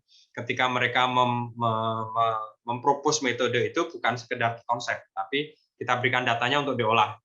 Jadi waktu itu kalau tidak salah Pak Bagus itu ke bagian data Bali, kita berikan data Bali, kemudian lalu melakukan clustering. Pak Bagus yang dari IPB, kalau yang Pak Sutikno dari ITS, kita berikan data Sulawesi Selatan. Nah, dengan metode itu, dengan cara itu, dengan pendekatan seperti itu, maka kita mendapatkan sejauh ini sebisa yang bisa kami lakukan, mendapatkan metode terbaik, metode clustering yang terbaik. Itu mungkin tambahan terkait dengan zona musim. Nah, terkait dengan prediksi La Nina, bahwa betul ini adalah tahun ketiga La Nina berturut-turut. Menurut model dinamis itu kan sebagian besar model dinamis menyatakan La Nina akan berakhir di akhir tahun ya. Ya sebarannya ada yang November, ada yang Desember, ada yang Januari. Tapi kurang lebih semester kedua tahun ini kita masih akan La Nina, kemudian semester pertama tahun depan itu akan netral. Nah, yang masih teka-teki memang semester kedua tahun depan, karena model dinamis tidak menjangkau sampai ujung tahun depan.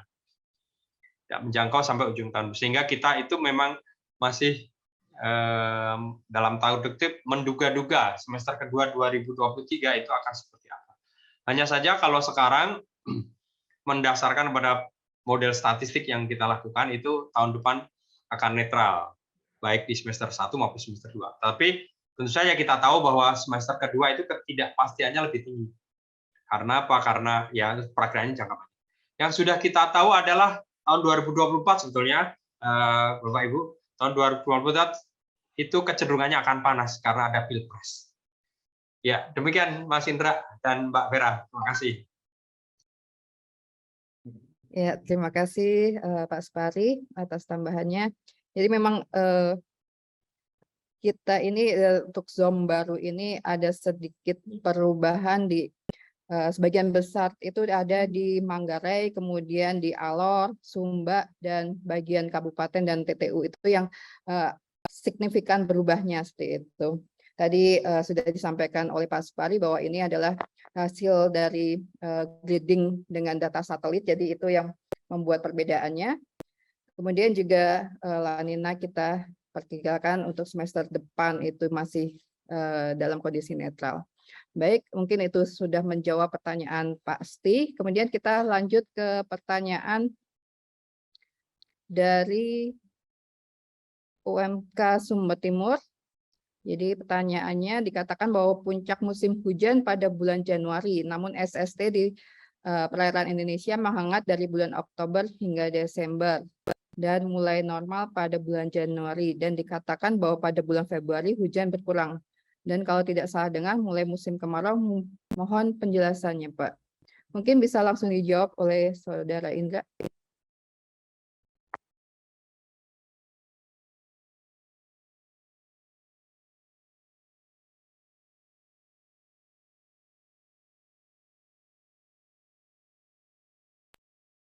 Tes, apakah suara saya sudah terdengar? Sudah, Mas. Oh ya. Oke, untuk menanggapi pertanyaan tadi, itu sebenarnya saya juga tidak ingat kalau tadi saya bilang musim kemarau ya. Tapi mungkin kita bisa bahas, kita bahaskan sama-sama lagi di sini. Jadi berdasarkan anomali SST Pasifik Nina 34 ini, itu kan diprediksi Oktober hingga Januari 23, kemudian dia akan melemah di bulan Februari hingga Maret. Nah, di sini kita memang melakukan memprediksi bahwa puncak perkiraan musim hujan itu di bulan Januari. Nah, memang jadi kan puncak itu kan bukan ada dia tidak langsung yang pada saat bulan itu puncak gitu, tapi kan di sini kita lihat di peta anomali spesial ini itu di wilayah bulan Oktober, November dan Desember, terutama di Desember dan November Desember itu Bapak Ibu bisa lihat bahwa di sekitar wilayah Indonesia itu sangat menghangat, suhu muka lautnya itu sangat menghangat dan dia mulai meluruh atau mulai mendingin atau mulai kembali ke netral itu di bulan Januari, Februari hingga Maret. Bahkan di bulan Februari hingga Maret pun itu untuk di wilayah Nina 34 itu tuh dia sudah mulai ke netral gitu. Jadi memang kita tadi mungkin dijelaskan bahwa puncak musim hujan di Januari. Namun kalau untuk musim kemarau sendiri itu mungkin nanti akan kita perbaharui informasi perkiraan musimnya di sekitar bulan Februari nanti ya gitu. Jadi mungkin kurang lebih begitu ya maksud pertanyaan Bapak Ibu ya. Kalau memang belum pas bisa raise hand dan silakan kita diskusi. Terima kasih. Baik, saya juga menambahkan juga bahwa SST di Oktober hingga November itu masih hangat. Itu sebenarnya lebih ke menyebabkan bahwa kenapa perakiraan awal musim hujan kita itu sebagian besar maju seperti itu. Tetapi ketika SST-nya di bulan Desember, Januari itu kita sudah mulai warna putih atau netral, itu bukan berarti kita nggak ada hujan gitu, tapi tetap ada musim hujan, tetapi kondisinya pada kondisi normal seperti itu, normal curah hujannya seperti itu. Mungkin itu tambahan dari saya. Dan ini untuk musim kemaraunya, mungkin kita nanti akan rilis lagi musim kemaraunya itu di bulan Maret. Jadi pada umumnya untuk wilayah NTT ini akan secara normalnya itu akan masuk musim kemarau itu di bulan April seperti itu. Itu tanggapan dari saya juga. Silakan kalau misalnya ada pertanyaan-pertanyaan lain.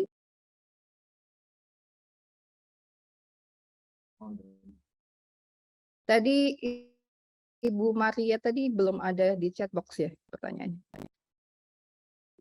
Tadi suaranya tidak terdengar, jadi mungkin Ibu Maria bisa menuliskannya di chat box, Bu.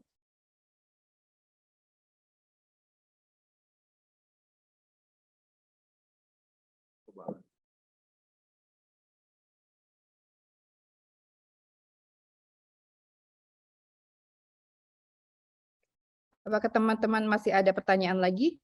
Saya persilahkan. Ini dari Unika. Selamat siang, mohon izin bertanya. Untuk perakiraan sifat musim hujan ada yang normal, ada yang bawah normal. Mohon penjelasan informasinya. Baik, kami persilahkan untuk Pak Indra untuk menjawab.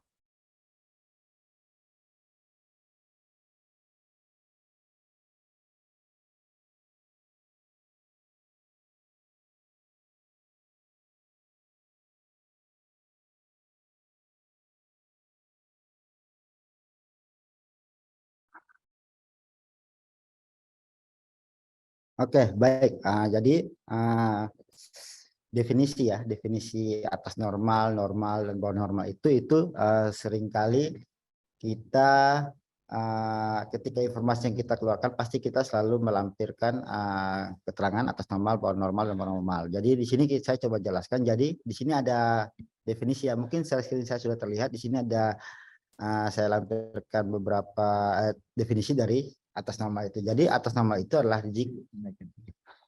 jika nilai curah hujan lebih dari 115% terhadap normal.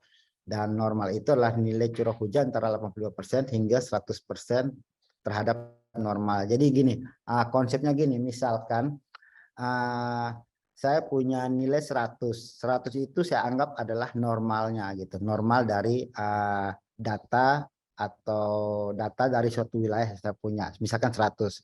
Nah, ketika kita anggap itu atas normal, itu ketika dia menjadi yang tadinya 100, patokannya 100 atau seorang bilang sudah standarnya standarnya itu 100, tapi ketika dia curah hujannya itu ketika diperkirakan lebih dari 115%, maka artinya dari 100 itu yang tadinya kita anggap biasa-biasa saja, ketika menjadi 115%, itu artinya kan sudah tinggi nih, artinya sudah menjadi luar biasa nih.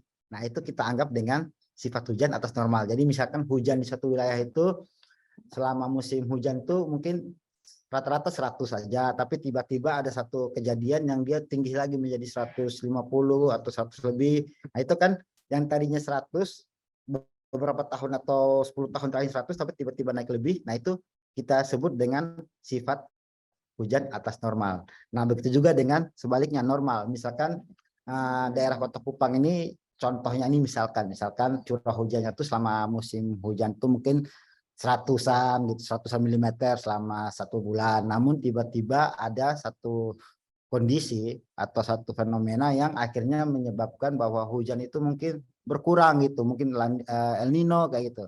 Nah, itu artinya dia sudah ada dari yang tadinya 100, dia sudah berkurang nih berapa persen. Nah, itu makanya kita memprediksikan atau kita menyatakan bahwa itu sifat hujan bawah normal atau di bawah dari normal yang sudah ada, normal dari data rata-ratanya. Jadi mungkin kurang lebih begitu Bapak Ibu, karena itu saya kira saya coba mendefinisikan secara lebih sederhana lagi dari definisi yang ada. Mungkin itu saja, saya kembalikan ke Bu Vera. Baik, mungkin itu tadi disampaikan tentang definisi atas normal, normal dan bawah normal. Mungkin saya minta ditampilkan yang peta sifatnya. Baik, mungkin sedikit menjawab pertanyaan tadi.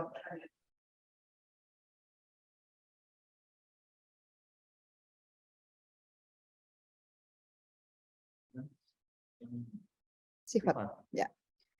Jadi ini jadi ada beberapa memang wilayah yang kita perkirakan di bawah normal,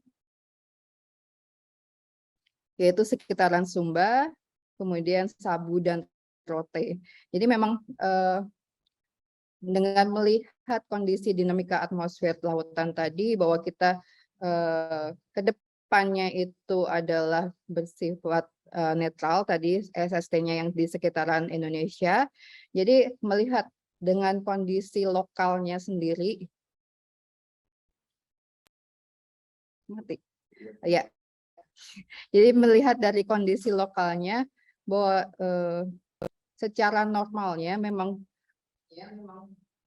daerah Sumba itu, kalau Sumba Tengah itu curah hujannya cukup tinggi seperti itu, dan untuk itu kita memperkirakan bahwa dengan kondisi mempertimbangkan kondisi atmosfer dan lautannya, kemudian kondisi lokalnya termasuk topografi dan kemudian nanti gimana perkembangan monsun dan segala macamnya, maka kita memperkirakan bahwa yang di antara Sumba, Sabu dan Rote itu kita perkirakan di bawah normal, artinya bahwa curah hujannya di musim hujan itu agak sedikit lebih berkurang daripada normalnya, seperti itu. Mungkin itu tambahan dari saya. Baik, silakan kalau misalkan masih ada pertanyaan lagi. Masih ada, Bu. Saya, Bu. Saya dari Dinas Pertanian TTU. Sekretaris Dinas Pertanian TTU. Apakah bisa kami cukupkan sampai di sini? Apakah masih ada pertanyaan? Masih ada, Bu. Saya. Atau masukan? Saya masih ada, Bu. Dinas Pertanian TTU saya. Apakah ada yang present? Ada. Oh, siapa Pak? Dari Inspektorat TTU mungkin mau present. Dinas Pertanian TTU. Kami persilahkan Inspektorat TTU kalau bisa langsung disampaikan pertanyaannya. Kami persilahkan. Dinas Pertanian TTU. Dinas Pertanian TTU. Oh, baik, maaf, minta maaf. Dinas Pertanian. Silakan, Pak. Baik Ibu, terima kasih atas kesempatan yang diberikan kepada kami. Kalau saya tidak salah dengar tadi, penyampaian tadi, saya tidak salah dengar tadi, hujan mulai bulan November. Pertanyaan saya, apakah termasuk TTU hujan mulai bulan November? Ataukah Kabupaten TTU bulan November belum hujan? Kemudian, bulan November, kalau hujan mulai dari bulan November, dalam bulan November itu hujan berapa hari? Bulan November hujan berapa hari? Desember berapa hari? Kemudian kalau Januari itu puncaknya hujan. Kalau hujan normal, ini yang kita belum tahu karena biasa ramalan cuaca dia keluar tanggal sekian hujan, tanggal sekian hujan. Jadi untuk November, Desember itu berapa hari hujan? Mungkin itu pertanyaan saya, Ibu. Apakah termasuk TTU hujan mulai bulan November atau tidak? Karena tadi saya dengar itu Rote, Sumba, TTU saya tidak dengar tadi. Mungkin itu yang saya sampaikan. Terima kasih. Baik, terima kasih atas pertanyaannya. Jadi pertanyaannya pada dasarnya menanyakan apakah di bagian TTU itu apakah akan masuk musim hujan juga pada bulan November, kemudian berapa hari, apakah BMKG bisa menyediakan informasi berapa hari hujannya itu. Terima kasih. Mungkin saya persilahkan Saudara Indra menjawab.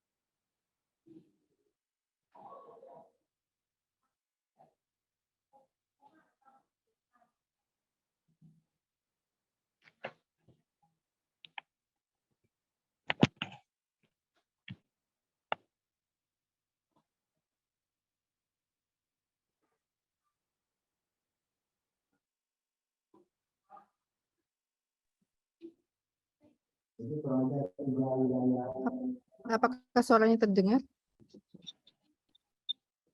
Tidak terdengar, Bu.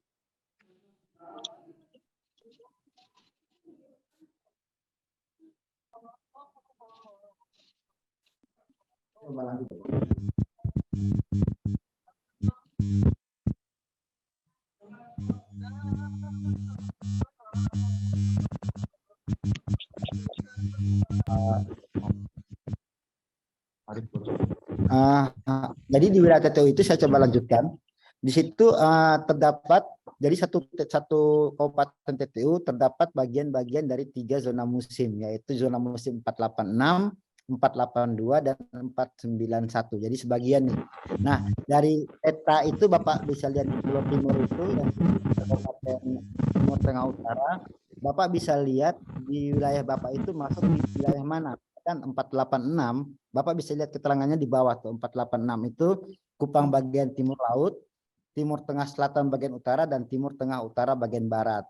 Kalau memang belum masuk juga wilayah Bapak, Bapak bisa lihat lagi di wilayah zona musim 482, di mana 482 itu tuh Timur Tengah Utara bagian timur, Belu bagian selatan, dan Malaka bagian utara. Atau memang belum masuk lagi, Bapak lihat lagi di zona musim 491.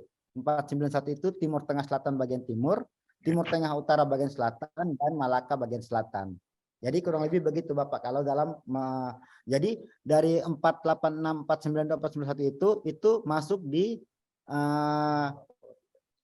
musim hujan, masuk di sekitar November 2 atau November 3. Jadi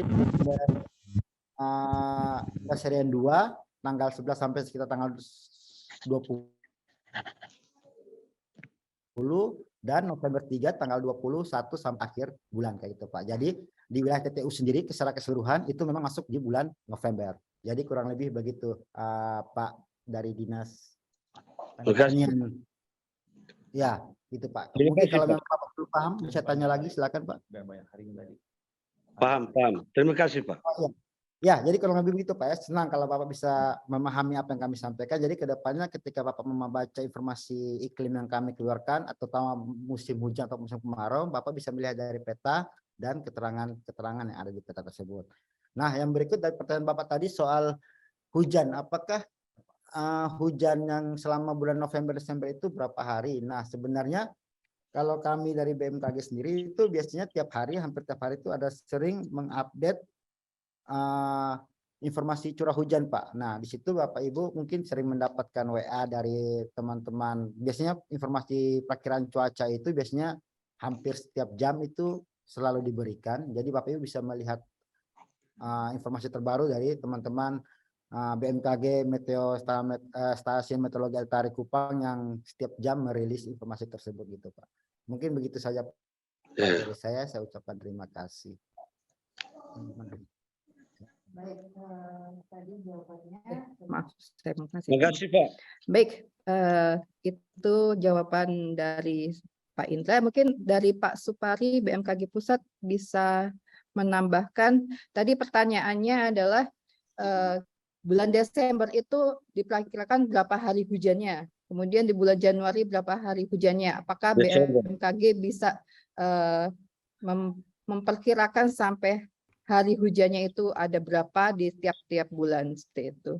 Mungkin Pak Supari kami persilahkan untuk menambahkan. Ya, terima kasih Mbak Vera, terima kasih Bapak atas pertanyaannya.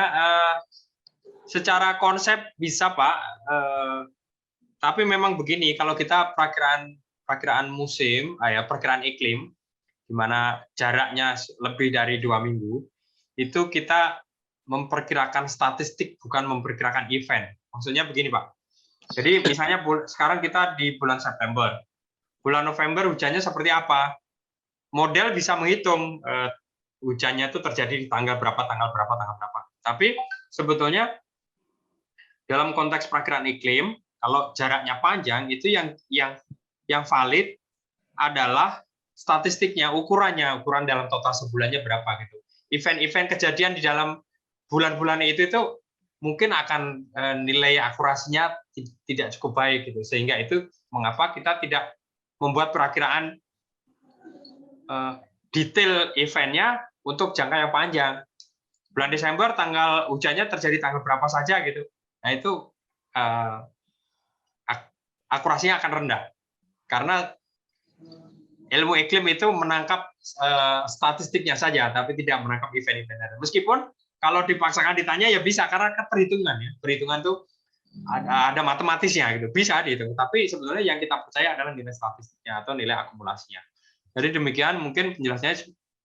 BMKG tidak mengeluarkan perakiraan iklim dalam jangka waktu di atas 2 minggu yang sifatnya event hujan. Kayak misalnya bulan sekarang bisa katakanlah Oktober, November, ditanya hujannya tanggal berapa saja gitu. Itu informasi yang akurasinya tidak cukup baik. Demikian mungkin Pak Kepala Dinas tadi ya, dari Kepala Dinas itu ya yang bertanya.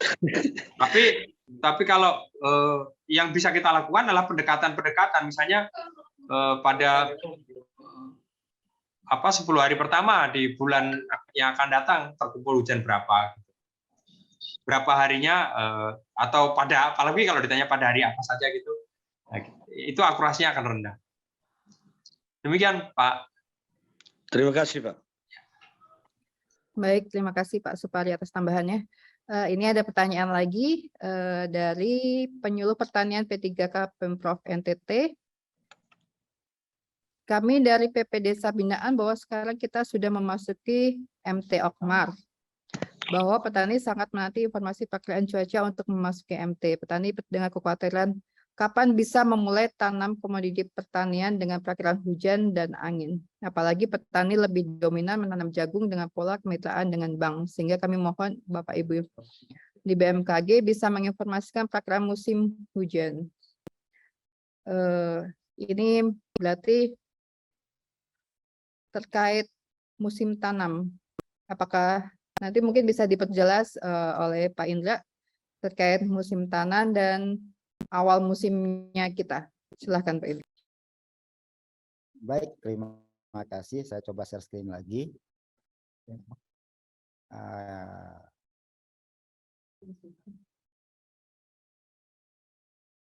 Oke, apakah share screen sudah terlihat ya? Nah, jadi tadi pertanyaan Ibu itu kapan ya Ibu, intinya kapan Bapak Ibu tuh bisa memulai tanam kayak gitu, bisa mulai tanam. Nah, itu intinya mengharapkan informasi dari kami. Nah, ini kembali lagi, jadi gini Bapak Ibu, jadi mungkin yang dapat kami sampaikan di sini adalah kami mampu memberikan informasi awal musim hujan, jadi awal kapan masuknya hujan di daerah Bapak Ibu tersebut. Nah, di sini Bapak Ibu dapat lihat sekali lagi tadi saya jelaskan ada peta di peta zone. Jadi misalkan Bapak Ibu di lokasi mana, Bapak Ibu melihat petanya, lihat ada angka indeksnya berapa, nah, apa yang dilihat itu, oh berarti daerah saya ini masuk nih, daerah saya masuk mungkin musim hujan di November 2. Jadi artinya Bapak Ibu sudah mulai mempersiapkan dari sekarang bahwa nanti November 2 atau November 3 ya paling undur 1 atau 2 harian. November 3 nanti itu wilayah saya ini sudah hujan nih, jadi apa yang perlu saya siapkan, jadi seperti itu. Nah, terkait untuk musim tanamnya itu kebetulan saya mohon maaf Pak, Bapak Ibu pribadi saya tidak paham soal musim tanam, soal kapan harus tanam, kapan dan lain-lain, tapi mungkin dari kami hanya dapat menjelaskan atau menginformasikan bahwa kapan Bapak Ibu di wilayah Bapak Ibu itu sudah masuk awal musim hujan, seperti itu. Itu saja pertanyaan. Jadi mungkin itu saja Bapak Ibu yang bisa kami jawab, dan mungkin selebihnya informasi musim yang kami keluarkan ini tentunya akan ditindaklanjuti oleh instansi-instansi terkait. Jadi mungkin terkait dengan informasi awal musim hujan yang kami berikan, Bapak Ibu dapat mengecek lagi soal musim tanamnya kapan di kalender tanamnya katamnya BPPT mungkin BPTP seperti itu Pak. Jadi ada sinkron antara informasi yang kami keluarkan dan informasi awal musim hujan yang kami keluarkan dan informasi dari kapan harus Bapak Ibu harus menanam dari terkait. Jadi itu saja yang dapat saya sampaikan Ibu. Mohon maaf kalau ada salah, saya kembalikan ke Ibu moderator. Silakan Ibu. Baik, itu tadi jawabannya. Jadi memang kriteria awal musim hujan pun BMKG mempunyai kriteria mendefinisikannya bahwa awal musim hujan itu ketika curah hujannya lebih dari 50 mm diikutin 2 dasarian berikutnya. Jadi memang kalau pertanian pun pastinya akan membutuhkan curah hujan yang sudah stabil seperti itu. Kalau kita dulu-dulu sering dengar bahwa ada forced rain seperti itu. Nah, itu untuk lebih detailnya bagaimana kapan bisa menanamnya, mungkin Bapak Ibu bisa menggunakan informasi Katam dari BPTP yang memang sudah menggunakan informasi dari BMKG juga untuk inputannya seperti itu. Dan saya lihat di chatbox itu ternyata pertanyaannya adalah La Nina kita di tahun 2022 itu sampai bulan berapa? Mungkin itu inti pertanyaannya kayaknya. Mungkin bisa dijawab.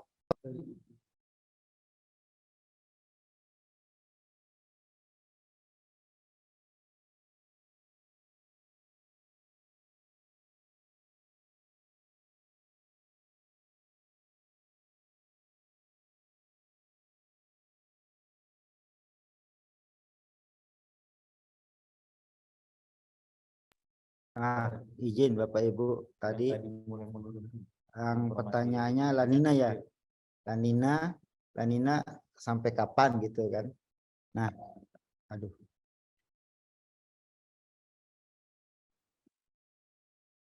Nah, di sini Bapak Ibu bisa lihat bahwa di sini yang dari peta anomali suhu muka laut dasar 1 September ini untuk wilayah Nino 34 ini masih mendingin, sedangkan di wilayah Indonesia itu masih menghangat.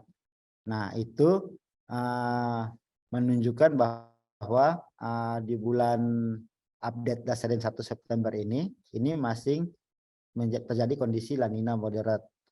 Jadi artinya La Nina ini saat ini masih dalam tahap moderate atau apa ya? Sedang saja gitu kalau bahasa moderate, high, moderate. Nah, jadi seperti itu. La Nina masih dalam keadaan moderate. Nah, berikut kita melihat lagi di prediksi anomali spasial lautnya. Nah, di sini Bapak Ibu bisa lihat bahwa di wilayah Indonesia ini, di wilayah perairan Indonesia ini itu di bulan November itu menghangat sekali gitu, sangat menghangat. Bahkan kuningnya ini sampai ke merah-merahan gitu. Kalau dari keterangan warna ini. Nah, di bulan Desember, Januari, bahkan Desember ini di wilayah perairan Indonesia, terutama di wilayah Bali Nusra ini sudah menuju netral. Di bulan Januari pun netral, di bulan Februari pun netral, dan di bulan Maret malah sudah netral. Jadi di sini dapat kami sampaikan bahwa La Nina moderat itu sampai di bulan, berdasarkan peta spasial ini ya, itu sampai di bulan kurang lebih bulan November seperti itu. Jadi kurang lebih begitu saja Bu yang saya sampaikan. Saya kembalikan. Baik, mungkin itu sudah menjawab. Ada pertanyaan selanjutnya. Ini saya tidak tahu siapa, tapi menggunakan nama Galaxy A20. Menanyakan bagaimana warga desa atau petani bisa mengakses dan memahami informasi iklim dan cuaca dari BMKG. Kami persilahkan Pak Indra untuk menjawab.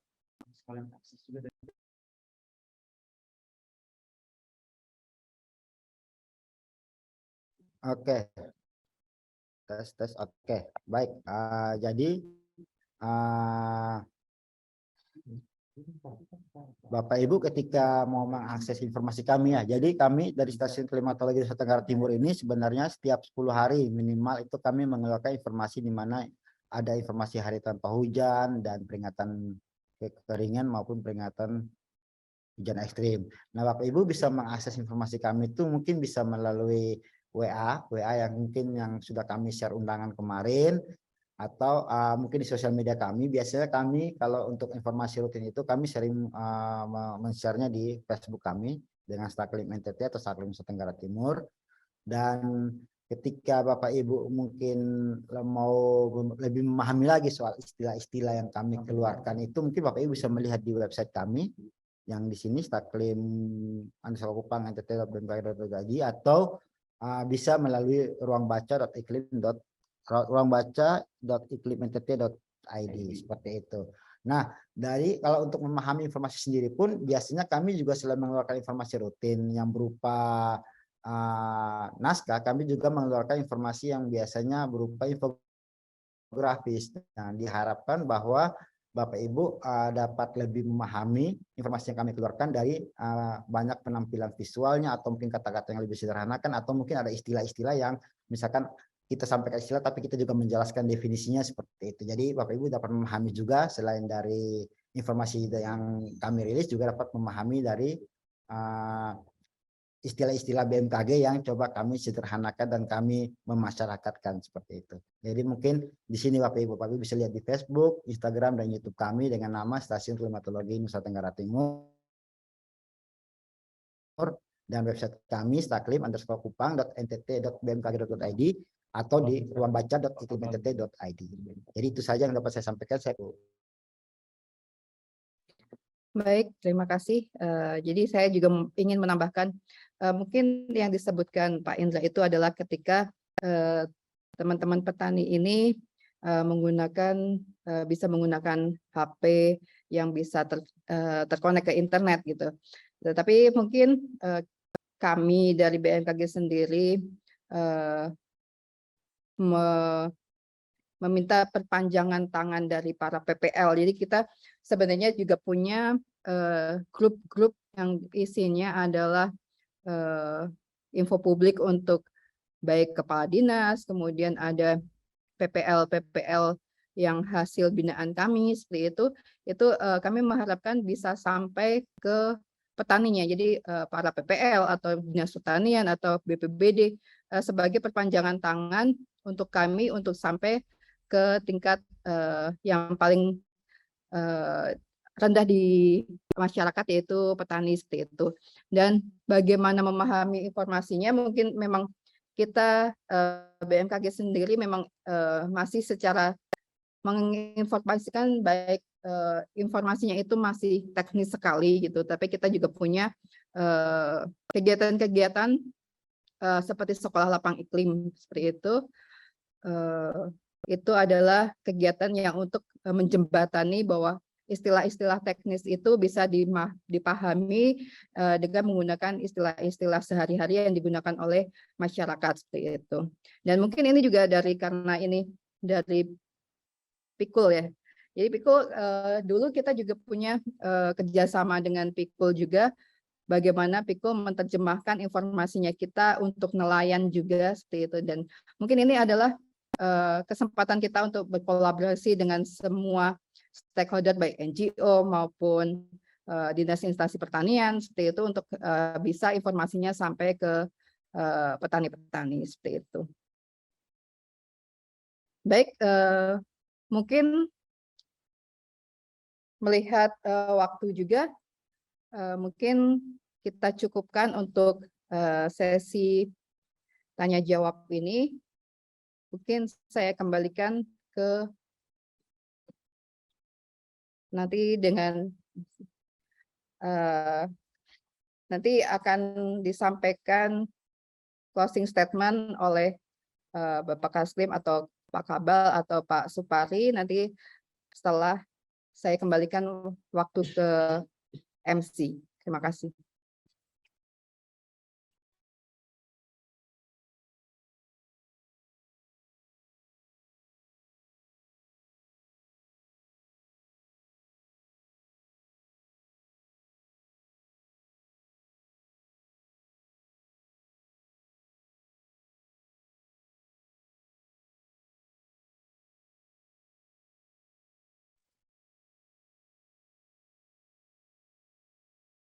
Baiklah Bapak Ibu, telah sampailah kita di penghujung acara.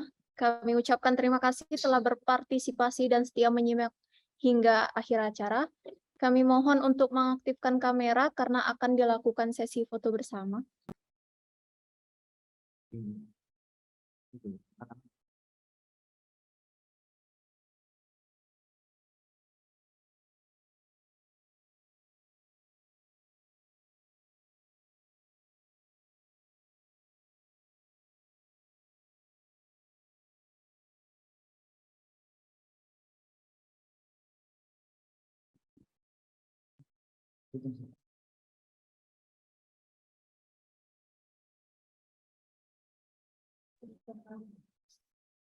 Mohon untuk Bapak Ibu bersiap.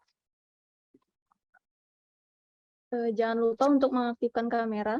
Dipersilakan untuk menampilkan senyuman terbaiknya.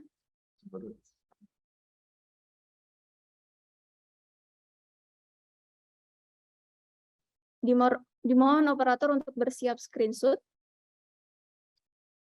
Berhubung ada 3 slide, maka saya hitung ya Bapak Ibu. Slide pertama, 1, 2, 3. Slide kedua, 1, 2, 3. Slide terakhir, 1, 2, 3.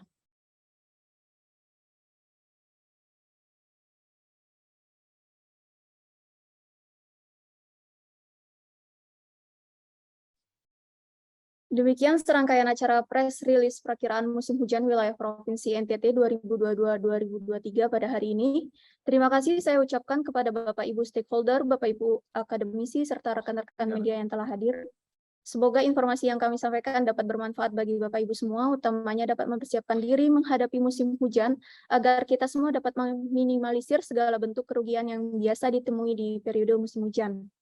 Kami selaku penyelenggara acara memohon maaf apabila terdapat kekurangan selama acara berlangsung, karena sesungguhnya kesempurnaan hanyalah milik Tuhan. Mohon izin sebelumnya, mungkin Bapak Kepala Balai Besar MKG Wilayah 3 masih berada di Zoom meeting. Kami persilakan Bapak untuk memberikan closing statement-nya untuk rekan-rekan yang hadir pada hari ini.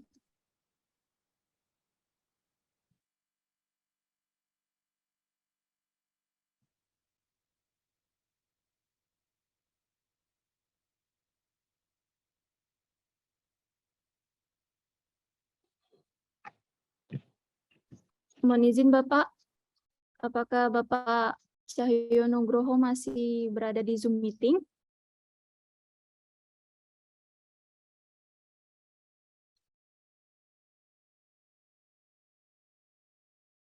Baik, mungkin Bapak Cahyo Nugroho sedang ada di acara lain. Untuk itu kami persilakan kepada Bapak Supari untuk memberikan closing statement pada acara hari ini. Ya, terima kasih, Pak. Bapak Ibu yang saya hormati, izinkan kami menyampaikan apresiasi untuk teman-teman Staklim NTT yang sudah berhasil menyusun perakiraan musim dan merilisnya kepada para pengguna. Mudah-mudahan informasi ini memiliki akurasi yang baik sebagaimana telah kita buat menggunakan metode-metode ilmiah yang teruji, dan kemudian bisa dimanfaatkan dengan baik oleh para pengguna informasi BMKG dalam rangka satu, menyusun kebijakan terkait di sektor masing-masing. Yang kedua, mengurangi risiko terkait dengan kondisi ekstrim yang mungkin terjadi. Sesuai dengan keinginan Ibu Kepala BMKG, kita memanfaatkan informasi MKG untuk menuju kondisi zero victim. Jadi, sekali lagi apresiasi dan besar harapan kami informasi ini bisa betul-betul termanfaatkan dengan baik. Rasa itu Mbak, terima kasih. Assalamualaikum warahmatullahi wabarakatuh. Baik, terima kasih Bapak Supari karena telah berkenan memberikan closing statement di kegiatan hari ini. Selanjutnya untuk Bapak Kepala Stasiun Klimatologi NTT dipersilakan memberikan closing statement di akhir acara. Baik, terima kasih. Closing statement saya rasa sudah disampaikan oleh Pak Supari ya. Kami hanya ingin menyampaikan ucapan terima kasih yang sebesar-besarnya kepada Pak Kabal, Pak Supari, dan juga Pak Komega, ET, rekan-rekan UPT, BMKG di Provinsi Nusa Tenggara Timur, dan juga para stakeholder dinas-dinas terkait, baik Dinas Pertanian, BPBD, lembaga penyiaran, baik itu pemerintah, swasta, RRI. Terima kasih juga atas online-nya, siaran langsungnya. Mudah-mudahan para pendengar setia Radio Republik Indonesia, khususnya Kupang, dimanapun berada, bisa menyimak dan bisa memanfaatkan informasi yang kita sampaikan. dan juga rekan-rekan NGO, akademisi, semuanya yang berkenan hadir. Saya dan atas nama teman-teman di sini mengucapkan terima kasih dan mohon maaf yang sebesar-besarnya bila mana ada ucapan atau sikap kami yang kurang berkenan, dan juga pastinya kendala-kendala teknis di selama kegiatan berlangsung gitu. Mungkin itu saja yang bisa kami sampaikan. Terima kasih. Assalamualaikum warahmatullahi wabarakatuh. Baik, terima kasih Bapak. Mohon izin untuk tim operator bisa memberikan siaran persnya dan buletin juga di chat box sebelum kita akhiri Zoom meeting-nya pada hari ini.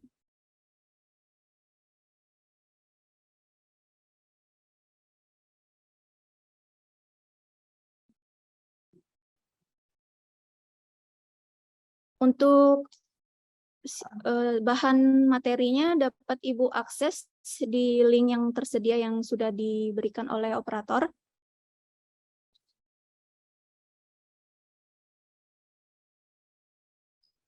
Baik, kami tutup. Terima kasih semuanya. Wassalamualaikum warahmatullahi wabarakatuh. Selamat siang.